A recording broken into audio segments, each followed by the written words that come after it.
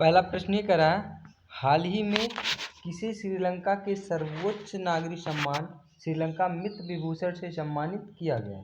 तो यह प्रधानमंत्री नरेंद्र मोदी जी को सम्मानित किया गया है। यह भारत और श्रीलंका संबंधों को मजबूत करने के लिए इनको सम्मानित किया गया है। तो अगला प्रश्न कह रहा है, किस राज्य ने 2024-25 के लिए भारत में सबसे अधिक आर्थिक विकास दर दर्ज किया है? तो तमिलनाडु ने सबसे अधिक दर्ज किया है। अगला प्रश्न ये कह रहा है, हाल ही में तमिलनाडु के किस जिले में सोमगिरी पहाड़ियों के ऊपर राजा राज चोल से संबंधित नया शिलालेख खोजा गया? तो यह मदुरै में ही खोजा गया है। आगे देखते हैं। अगला प्रश्न ये कह रहा है, प्रधानमंत्री नरेंद्र मोदी ने किस देश में भारतीय सहायता से संबंधित 2 रेल परियोजनाओं का उद्घाटन किया है?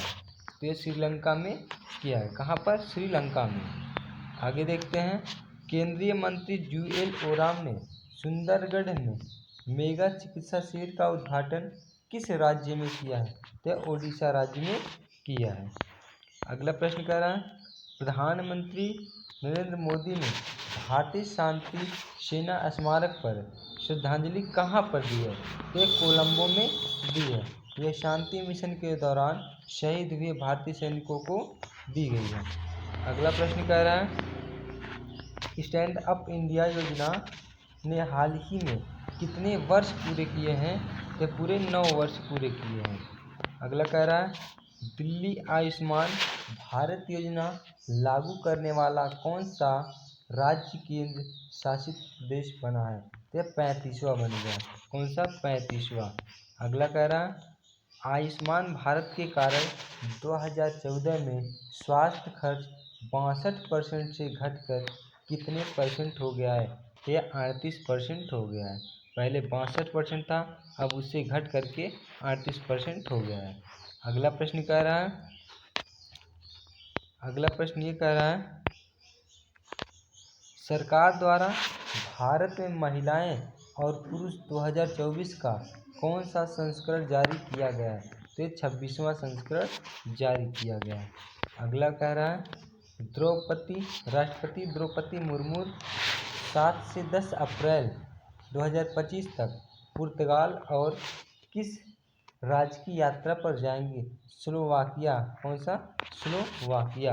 पुर्तगाल और स्लोवाकिया की राज्य की यात्रा पर जाएंगे।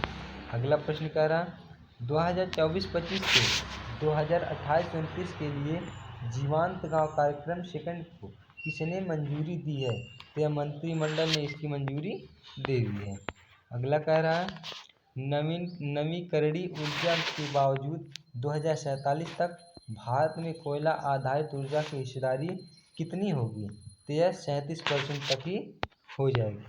अगला प्रश्न कह रहा है, DRDO और किसने ओडिशा में MRSAM के 4 परीक्षण सफलतापूर्वक किए?